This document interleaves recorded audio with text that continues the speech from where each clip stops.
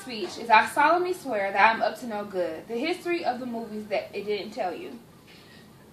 It is a strange thing, but when you are dreading something and will give anything to slow down time, it has a disabling habit of speeding up. That is a quote from J.K. Rowling. That's how I feel about these novels. These Harry Potter novels. That's how I felt when they were almost over. Now I know that you guys are here because you only read the movies. Well, saw the movies. And I read the books and saw the movies. So you're looking for things that you're not so adding up, like who is Voldemort and how he became that way, and really who is Harry Potter's dad, and is Snape really a good guy or a bad guy? Now I want to inform you all about this, but before then I have to give you the history of these people to explain why they are who they are. Now I decided to start with Voldemort. Now Voldemort's real name is Tom Marvolo Riddle, and his conception was very horrible. Now, his family was pure blood, and they really indulged in incest. But his mother was forced by her father to give a love potion to a famous and wealthy muggle named Tom Riddle. They were married and they had Tom, and then she decided to let him go because she told him that, I love you. But when he found out that he was under a love potion, he skipped. She died, they believe, of heartache, and Tom was left in the orphanage. He was always different and had magical powers, and no one really understood what he was, but was very scared of him. So I believe from the dark past that he was, that maybe he was destined to be evil. Now, outside of Tom Riddle, when Dumbledore took him and took him to Hogwarts, nobody knows this, but he actually wanted to be a teacher. He wanted to work there and work with the students and help them to become more like him, more Slytherin, more pure.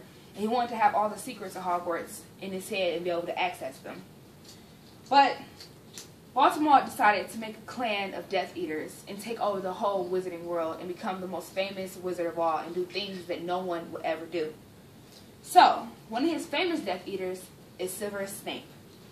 Severus was a poor boy from the human world. His mother was a witch and his father was a muggle. His father was very mean, and he was an alcoholic, and he was very mistreated. He met Lily Evans, and Lily Evans and him decided that they would become good friends when they found out that they both had magical powers and were accepted to Hogwarts. Soon, in the movie, you see that the Patronus spell is used to give away Death Eaters who kill people from their souls and are usually located in Azkaban. The Patronus is seen as a good thing. People of the Order of the Phoenix, who protect the good people in the witch and wizarding world, use it as a message or to defend themselves. The Patronus shows a happy time that you can see within yourself.